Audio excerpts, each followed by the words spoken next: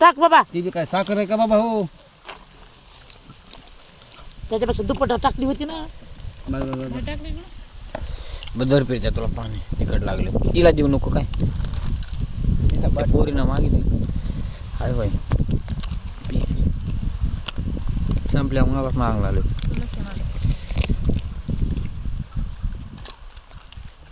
बघ जेसीबीच्या खोऱ्या देणार बी नाही तुला देणारच नाही म्हणून. फिरत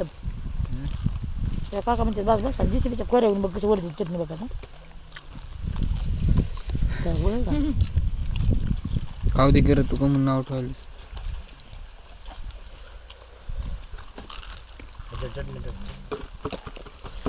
मला तिखट लागत काय नाही तुकडे लागले भाजी